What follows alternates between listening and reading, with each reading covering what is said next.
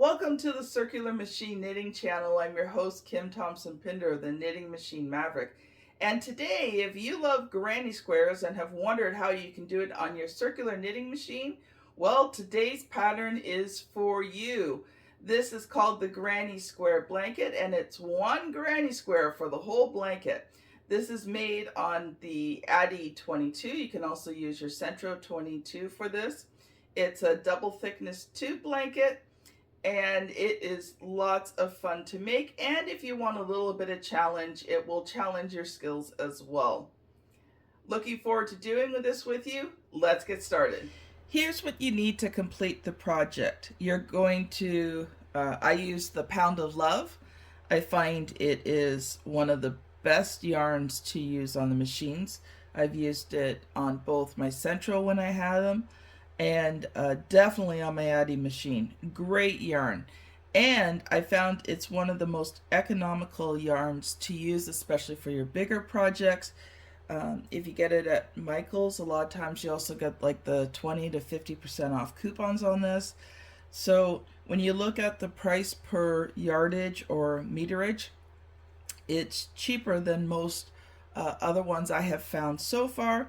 But I am in Canada, so some of my yarn choices are limited, but here, at least in Canada, it is very economical to use to make your blankets with. So you are going to need 3 balls of the white.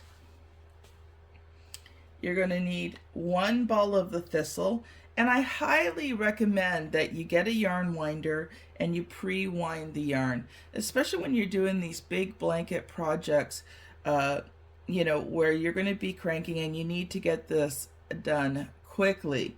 So you don't want to have to be spending all your time just like this. So pre-wind it, going to make your life a lot easier. So 1 ball of the thistle, 1 ball of the pastel blue, 1 ball of the denim, and you will have yarn left over from this, but the great thing is you probably will have enough that you could do some hats, some mitts, maybe a little teddy bear. I mean, there's lots of different things that you can do, and there are so many charities that could use these types of items to minister to the people that they take care of. So Salvation Army, women's shelters, certain church groups will hand out things like that. So, you know, don't be afraid to get that extra yarn and do some charity work. You're going to need a crochet hook. This one here is the Susan Bates one. It's got the padded handle. This is my preferred one. I've been crocheting for a very long time, and I found this for me anyway is the most comfortable. But whatever crochet hook floats your boat and that you love, you can use that. With the Pound of Love, I use the 5mm or the US H8 hook. You're going to need stitch markers and a darning needle. Now, I do have an Amazon affiliate link for these in the description. And yes, if you do purchase these, I do make a little bit of money off of them. But to be honest, the money goes back to buying more yarn and more things to make more projects for you guys. So it just helps to support this channel. A pair of scissors and waste yarn. So that's all that you need. The other thing I recommend is if you're going to be doing lots of projects like I do, get yourself the drill attachment, and this one here is actually a chargeable, excuse me, rechargeable screwdriver, but you can also use a drill for this. This one here actually fits perfectly because I can do this on the machine and just hold it, and it goes crank, crank, crank, crank, crank. Anyway, so this one works really well. I got this one at Home Hardware in .ca, so Canada. It's the Radley 1248-202B, and this is going to make your bigger projects go much faster. Plus, you're not going to get repetitive motion injuries. So this is a great tool that will help you out. Also, as well, you want to make sure that you get the pattern. I do show you everything here in the video. I don't leave anything out, so you can actually make this blanket from watching the video, but it's complicated and you're probably going to want the pattern. And the pattern is available in the link in the description. And again, all of these things just help to support the channel so that I can be making more of these projects for you guys. So that's it. Let's get started on the blanket. This blanket is comprised of 17 tubes, and each tube has 17 squares in it. And each tube, with the exception of the 9th one, so the first 8 tubes are repeated twice.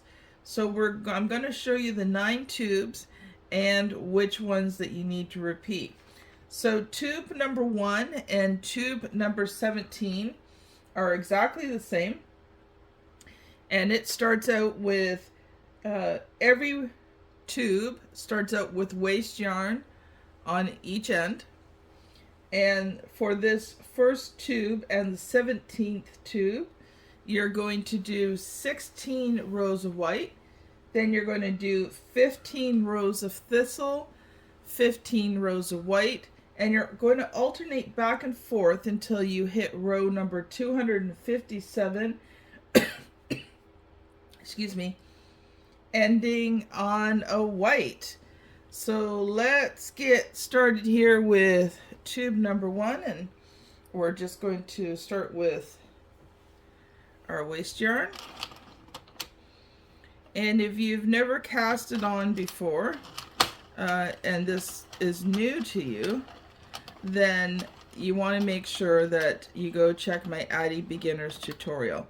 But just a quick thing to note, one of the ways that you know for sure that you've got it correct is that the last stitch should go behind the needle.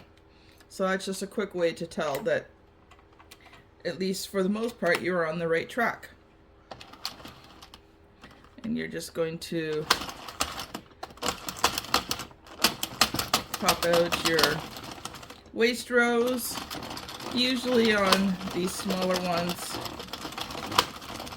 And I'll do 5 or 6 rows just to give me something to fold back. Let's do one more row here.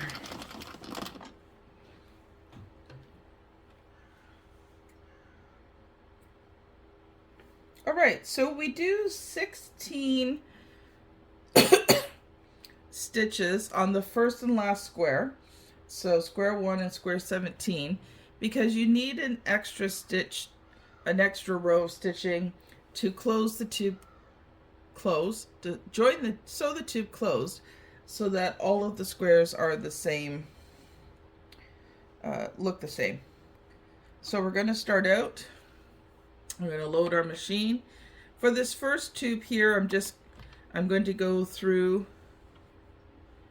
it a little bit slower, just to give you some of the basics. When you're adding new yarn in,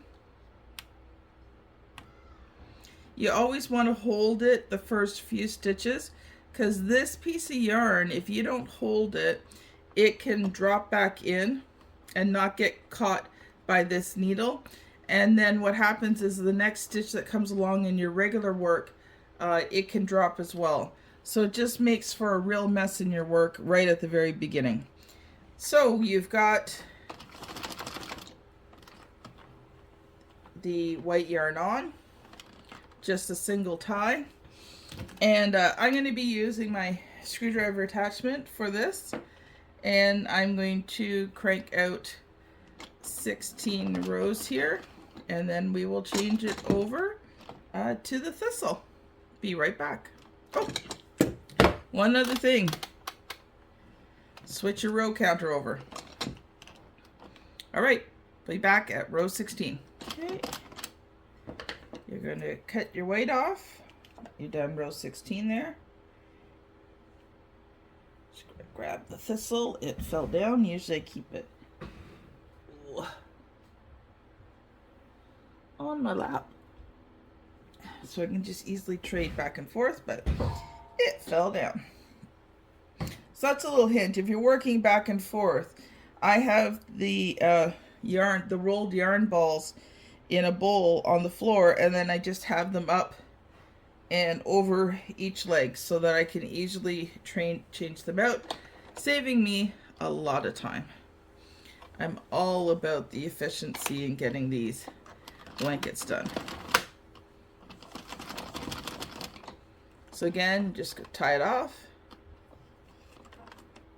Now you're going to do 15 rows to row 31. All right. So now you're going to keep going back and forth between the white and the thistle. So the white will end at row 46, the thistle at 61, the white at 76, then thistle at 91, white at 106, thistle at 121, white at 136, thistle at 151, white at 166, thistle at 181, white at 196, thistle at 211, white at 226, thistle at 241, and white at 257. There is a paper graph for this, a full pattern for this with a paper graph with all of that written in for you. And if you prefer to work off of a written pattern, which is usually what I prefer to do, then you can click the link below and you can purchase it. And I will do my best also to put a discount code in the description for you. All right, so we're going to go back and forth here, and we'll see you at the end of tube 1. All right, one of the things you're going to want to do especially with a 22 needle machine, is you've got to wind it up from the bottom, and you can't really see what I'm doing here too much, but once you start hitting about 60-ish rows, you're going to start wanting to wind it up from the bottom. The machine will not work as well if you keep just letting it come through. It just doesn't work. So you have to wind it up. Unlike the big machine that you can just pull it up and down, this one doesn't work that way. So just start winding it up. You're gonna stop to wind it every, I don't know, probably 10 rows-ish, and more towards the end, probably 5 or 6 rows. It just gets really big and bulky, but that is part of the process. So we'll see you back at row 257. All right, we are done row 257 here, and you are going to cast off with some waste yarn. So I will show you how to do that. So you just switch out. I suggest with your waste yarn that you're using a color that's very different to the one that you're using. It makes it closing the tube ends a lot faster, much easier to do, which I will show you once we get done all of these tubes. So let me get the waste yarn done here, and I'll show you how to cast off. All right, you got your waste rows done. You're going to snip your yarn there.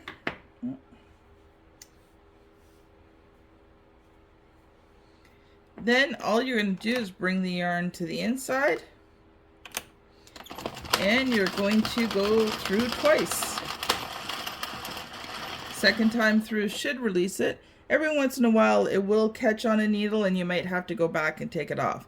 So what you want to do once you get this done is immediately you want to unwind it, because this stretches it out an awful lot, and you don't want that stretch permanently in it. You want the stitches to be able to settle out into what they're supposed to. So just sometimes it's a little hard, and just unwind that ball. And you're going to do this for each tube once it's finished.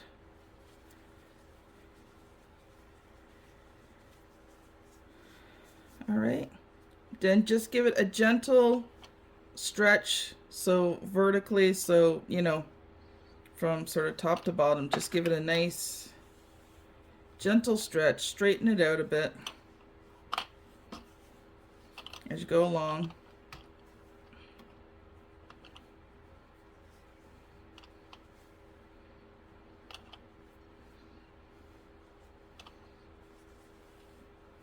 And then I just fold it up,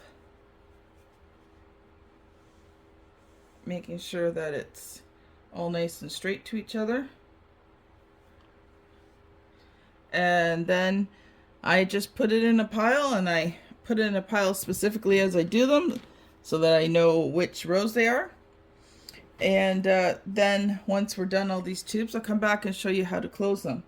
So let's go through the rest of the tubes here.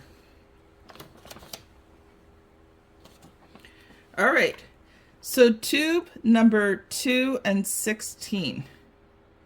So you're going to make 2 of these, 2 of tube number 2, and that is tube 2 and 16.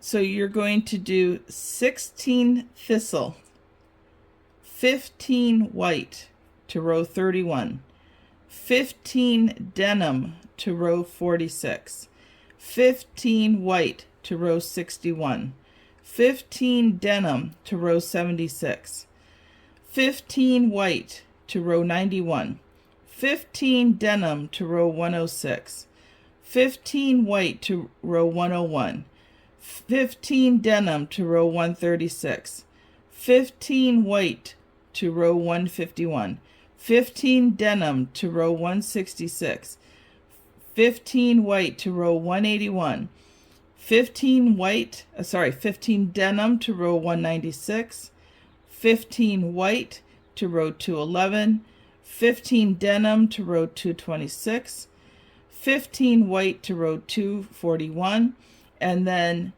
16 thistle to row 257.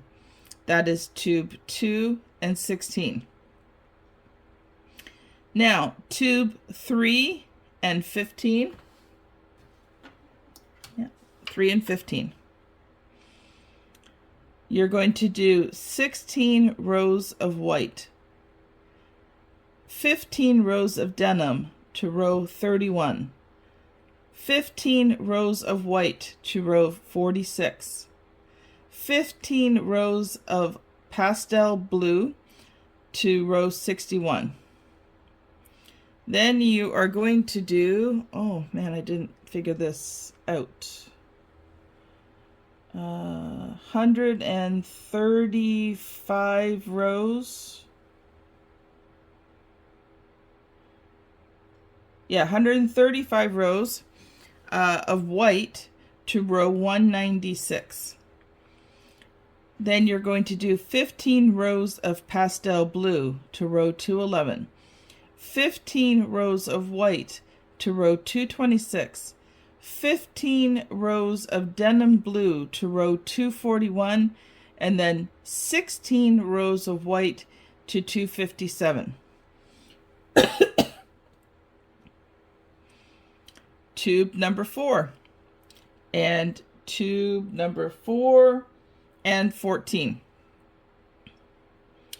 16 rows of thistle, 15 rows of white to row 31, 15 rows of pastel blue to row 46, 15 rows of white to row 61, 15 rows of thistle to row 76, 105 rows of white to row 181, 15 rows of thistle to row 196, 15 rows of white to row 211, 15 rows of pastel blue to row 226, 15 rows of white to row 241, and 16 rows of thistle to row 257. Sorry guys, my throat's a little dry here. All right, tube number 5 and 13. 16 rows of white, 15 rows of denim to row 31, 15 rows of white to row 46, 15 rows of thistle to row 61, 15 rows of white to row 76, 15 rows of denim to row 91, 75 rows of white to row 166, 15 rows of denim to row 181, 15 rows of white to row 196, 15 rows of thistle to row 211, 15 rows of white to row 228, 15 rows of denim blue to row 241, and 16 rows of white to row 257. Tube number 6, 16 rows of thistle, 45 rows of white to row 61,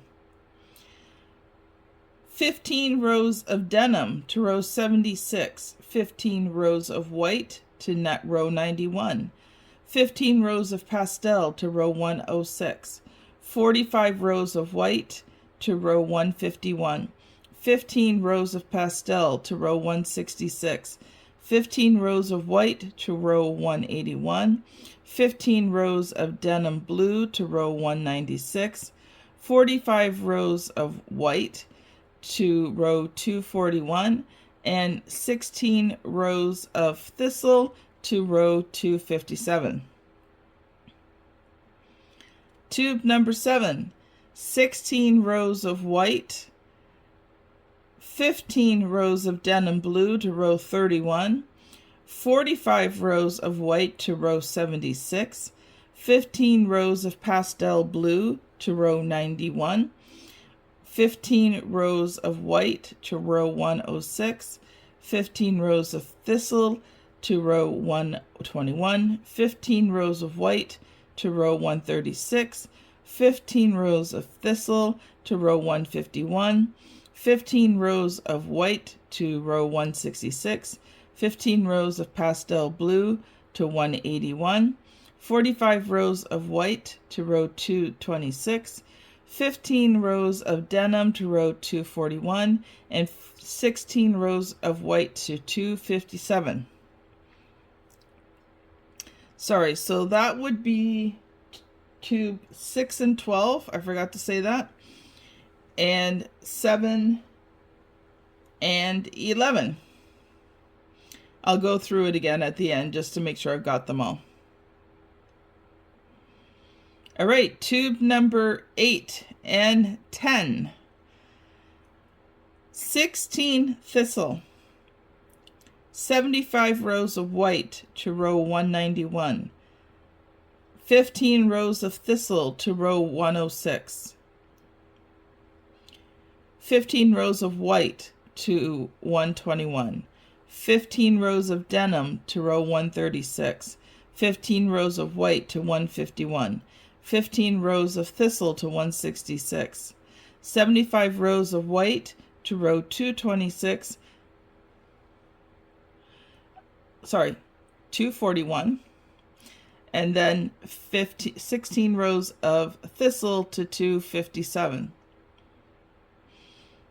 Okay, tube number 9, you're only going to do one of. It is the middle tube.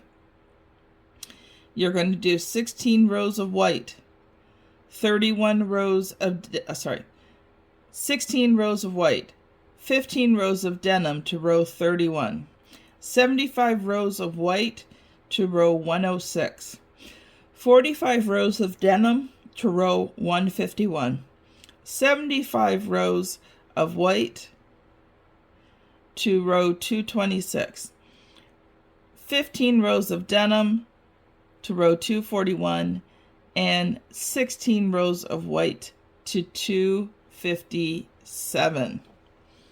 Okay, so we'll go through this again. Tube number 1, it's tube number 1 and 17, they match. 2 and 16, 3 and 15, 4 and 14, 5 and 13, 6 and 12, 7 and 11, 8 and 10. So when you get those finished, or if you like me and you like to do a couple of tubes and then start closing and sewing them together, you can just skip ahead a little bit.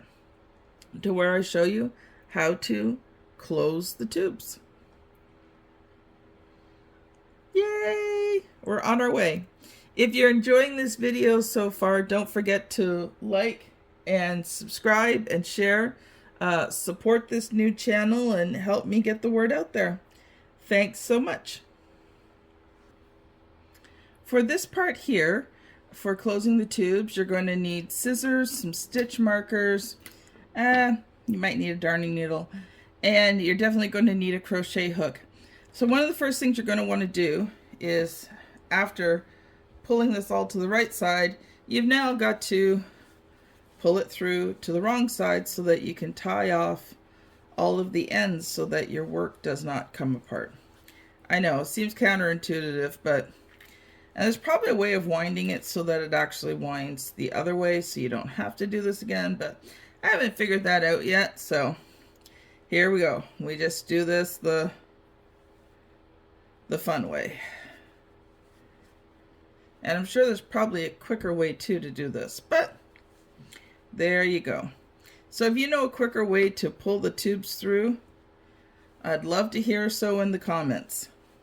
So you want to go through and you just want to tie these all up. Now sometimes there may be, you know, some unevenness in the tension and you can use each strand to just gently tighten them up. But if not, just give it 2 more ties.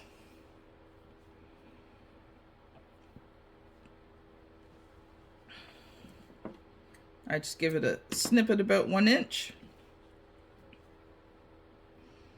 And that is about it. This part is super easy. Just lots of it. All right. So when I come back from finishing these, we will close the tube end. And now that you've pulled it all the way to the wrong side, now you've got to pull it all the way back to the right side. Yeah, I know. Just way too much going back and forth. Okay, it looks like this string here. Yep. So the string from the other end has woven its way through. We don't want to keep unwinding the waste yarn. Alright, pull it back through again. Yay! These are the things that I find sometimes a little tedious with doing blankets, but it is part of the process. What's the part of doing blankets that you do not like the most?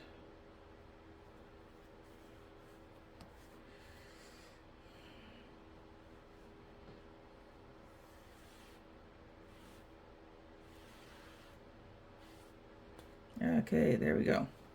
And again, you just want to give it a gentle little stretch. Just helps set the stitches properly.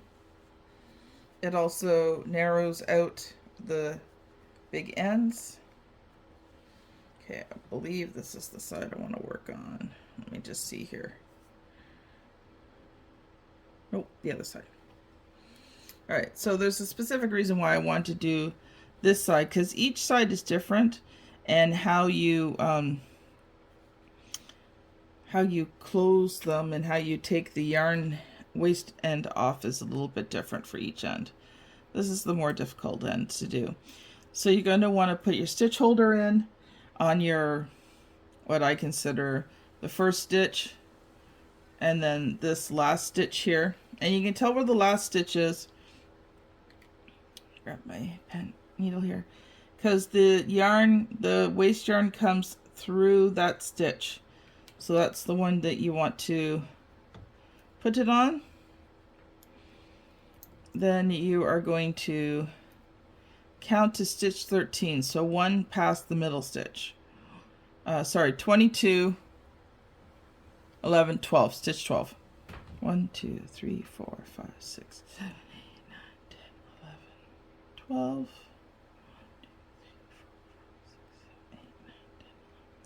And you want to do that because it's what's going to make closing it off at the end easier. So you've got stitch 12. You're going to go back to the left, grab stitch 11, pull it through, then go back over to the other side, pull the stitch through. And you're just going to keep doing that back and forth for all of the 22 stitches on here. It makes a really nice close. And if you notice, with the extra rows of waste yarn, having, I think this was 5 or 7 rows, it folds back, which makes it easier to grab the stitches. It also makes it easier to find the stitches. You're less likely to drop the stitches with more waste rows. I'm sure there are people who can do it with very few waste rows, but to me this just makes sense.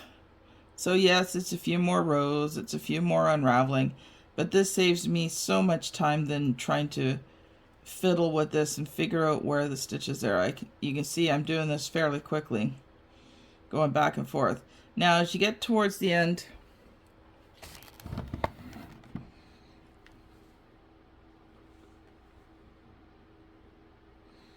it does get a little bit more difficult to see because sometimes they get pulled tighter. See, like this one here, it's pulled a little tighter. I've got to, there we go.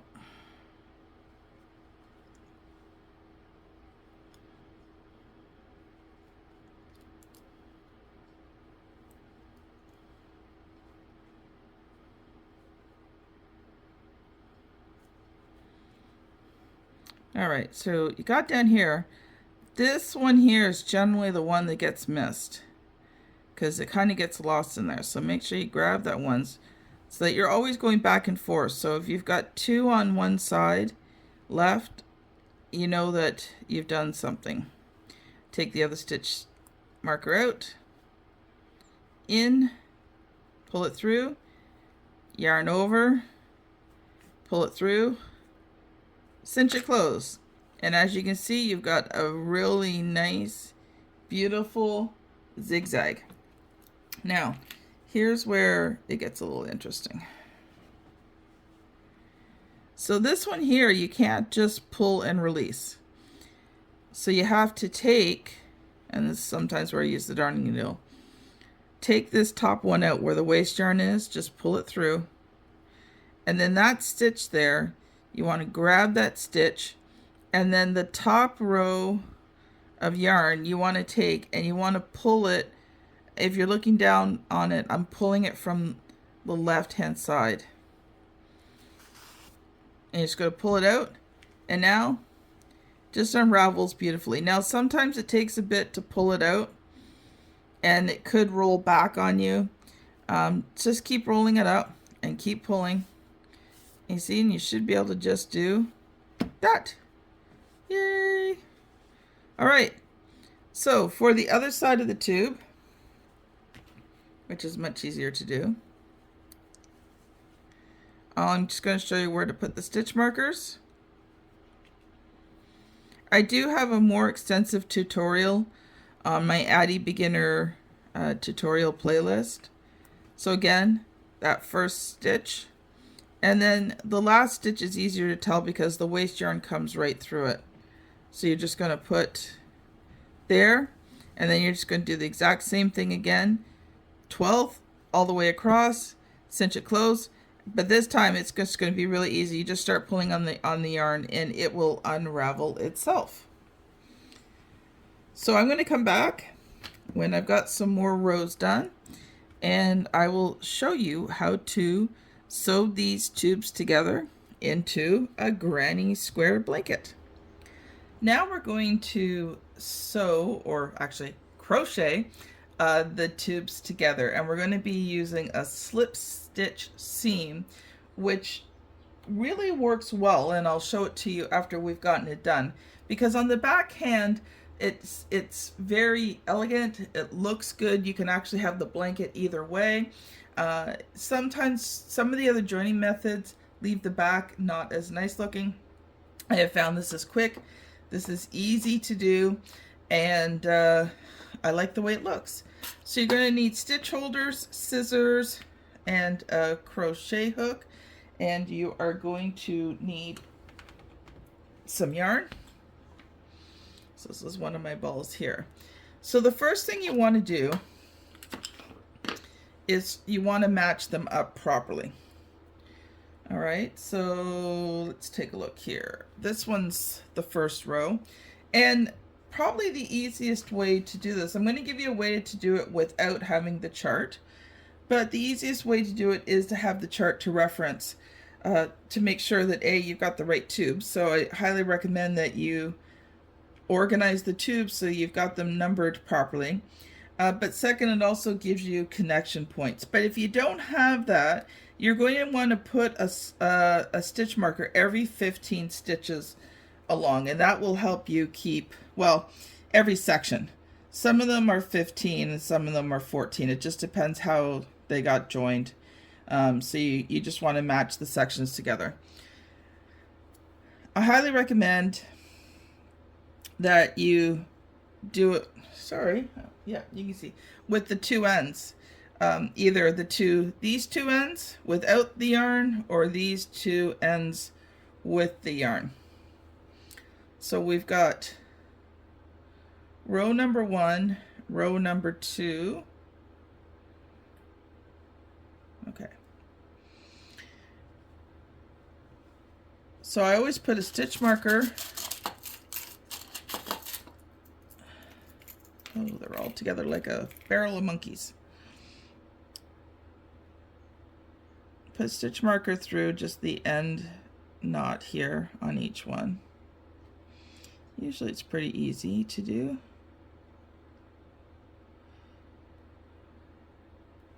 Just holds it together. Now you need to find both the right rows.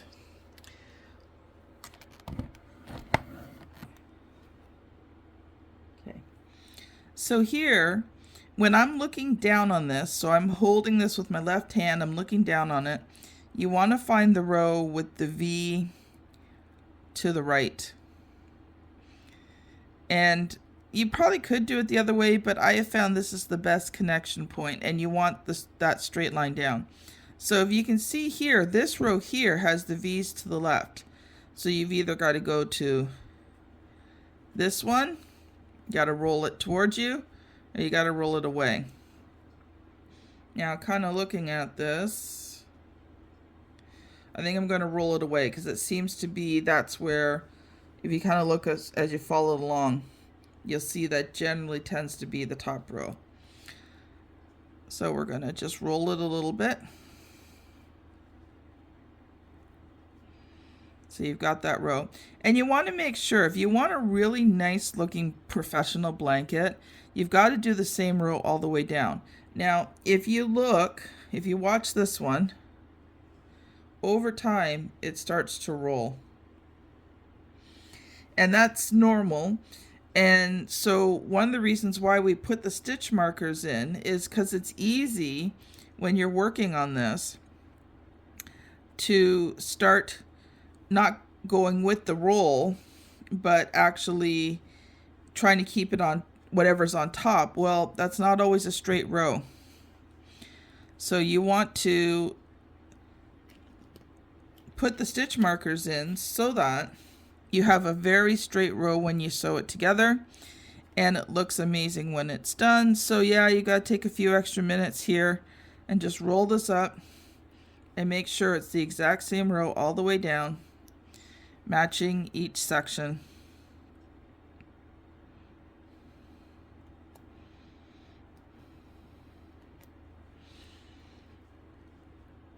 All right. Sorry. Trying to focus on this, make sure I do this right, and talk to you at the same time. Not always the most easiest thing to do. So you're just going to keep going down. And in the case of the first and second row, it's easy because they're both just, sections. It's when you get to row 3 and beyond, it gets a little bit more difficult. And that's where I suggest, like doing each section. But there's sections in the middle where you've got the longer white sections. So I would match them by counting out, you know, the 15 stitches or the 14 stitches, because sometimes the white will extend out and you'll have a color on the other side. So count those out so that it looks, so that it is matching. All right, I'm going to finish this off here, and then I will show you how to crochet them together. All right, so I think I must have lost a couple of stitch holders somewhere, because I'll have to put them on as I sew, because I don't have any more. All right, so now that you've got that done,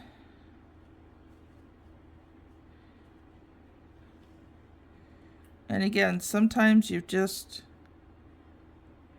got to roll it to get it to the right way.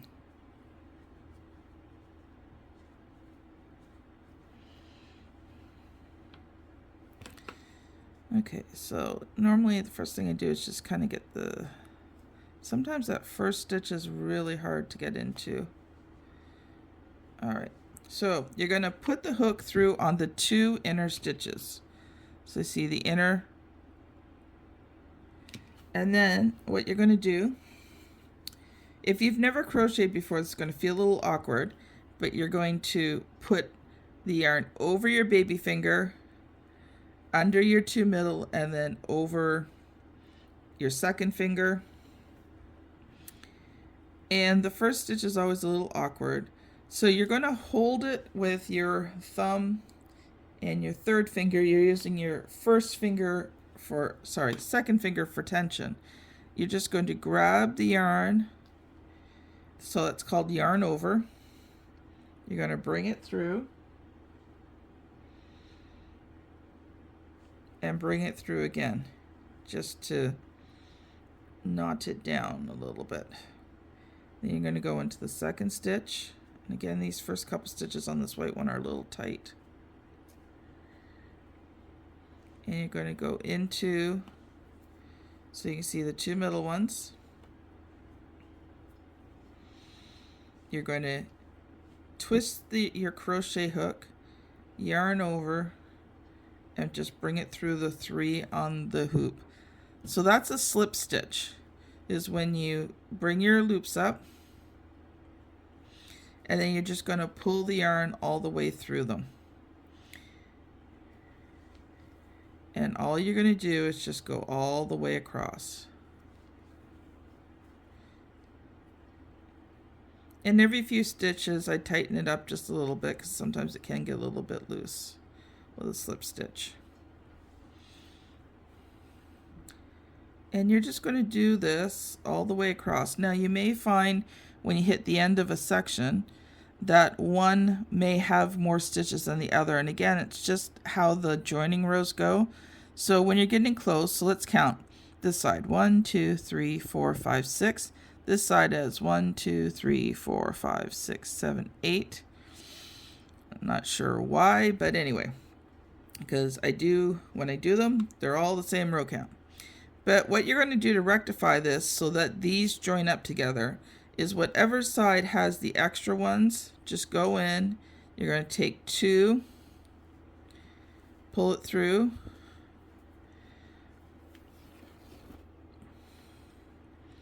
I would put 1 or 2 in between, and then you're just going to do another 2 of the white, 1 of the purple. Okay, and then you're going to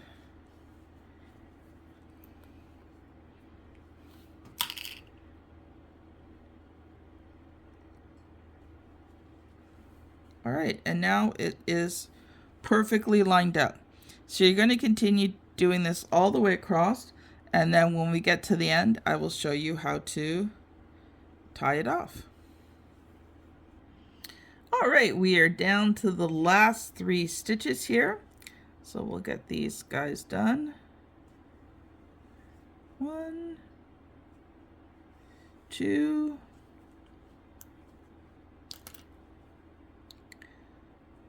and 3. And then all you're going to do is just cut the yarn, leave a nice end, you know, probably 4 or 5 inches. Just bring it through, cinch it closed. And as you can see, look, all the seams match to each other. It looks really good. And then take a look at the back side. So it looks nice as well. It's just a nice subtle seam.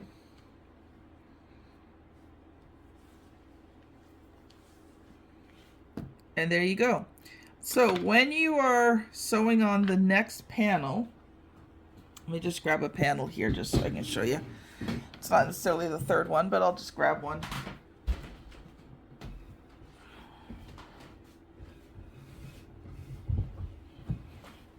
Now, here comes the fun part. This is the part where I am directionally challenged and I have to really think it through.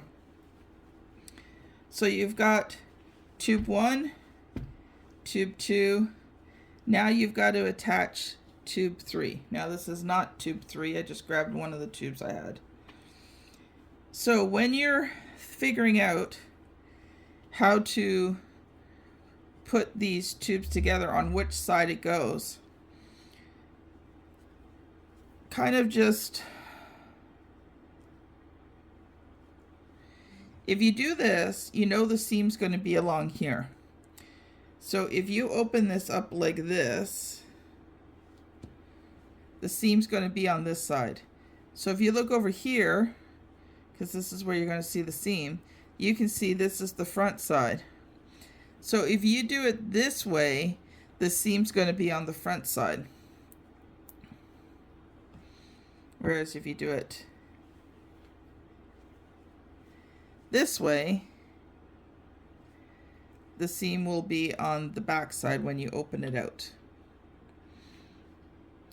And I have done it many times where I've gotten partway through and realized that I was seaming it together wrong, so you just rip it out, you change it over, and you fix it up.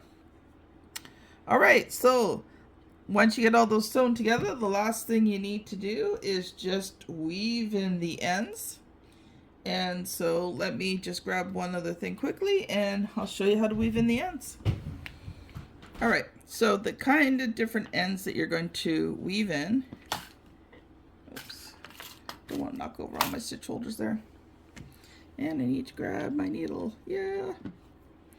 Alright, so you're going to see a few different types of ends that you got to weave in. You're going to see these 3 ends, 3 yarn ends. You're just going to tie them together. And tie them together on the back side, on the wrong side of the work, so it's not as obvious. And I tend to do 3 knots to ensure that it doesn't come loose at all. And then you're just going to take and you're going to put your darning needle in. Now these ones here I got from Amazon, happen to really like them. The affiliate link for them is in the description. And affiliate disclaimer, yes, if you purchase these from my affiliate link, I will make a little bit of money, but I can guarantee you at the beginning stages of this channel, that money is going to go into buying yarn, make more projects. Later stages, it's probably going to be used to support my family, myself and my family.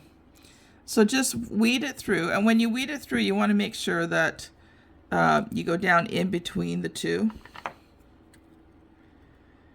You don't want it showing through on the other side. So when you come down through,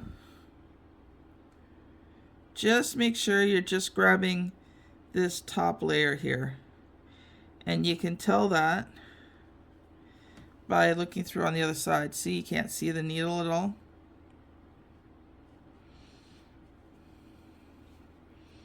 And then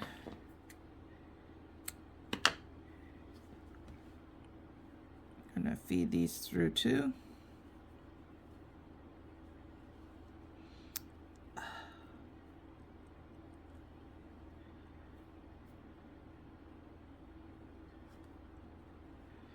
we got one through.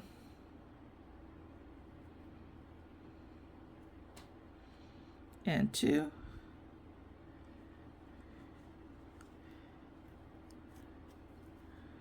Okay, you want to pull it a little bit tight. Let's just see if we can grab a higher stitch there. Sometimes.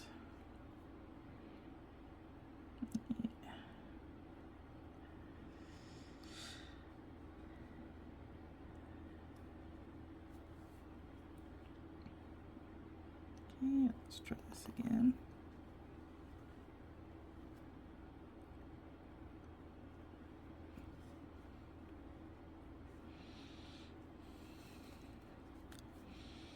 Yeah, that looks a bit better. Okay, you're gonna pull this just a little bit taut, snip it so that it fits right in. So that's the first kind that you're going to do.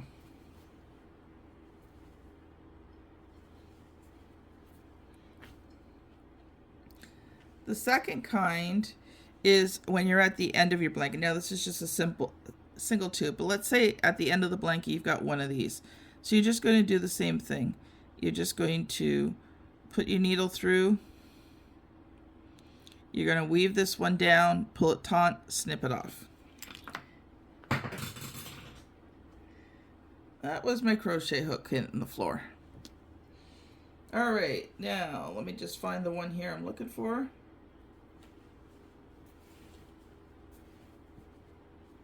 Ah, there we go.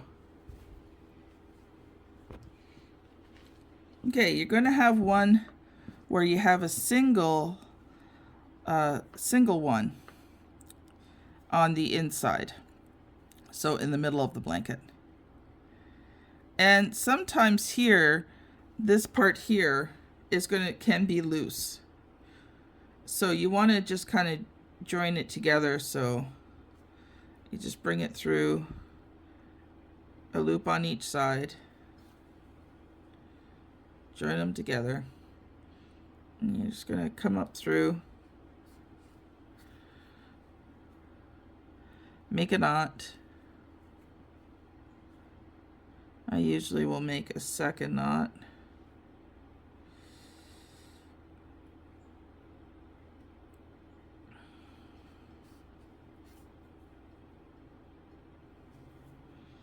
Just to be on the safe side. And then you're just going to weave it down the side that it is the matching color of.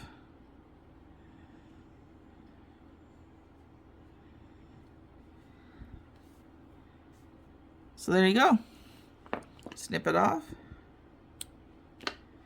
That is how you weave in the 3 different ends, and when you are done, you have an amazing looking blanket. So that's some I was sewing together last night. So that's panels 3, 4, 5, and 6. And I'm going to sew the rest of it together, and it'll be ready to be shipped off to get some professional photography done, and I will do the introduction after this is all sewn together. But thank you so much for watching. Please like, share, subscribe to this channel. It just helps me to be able to afford to do this channel, to do these unique blanket projects for you. And share it out. If you see one that you like, share it out on Facebook. That helps as well. So thank you so much for watching, and we will see you on the next video. Bye now.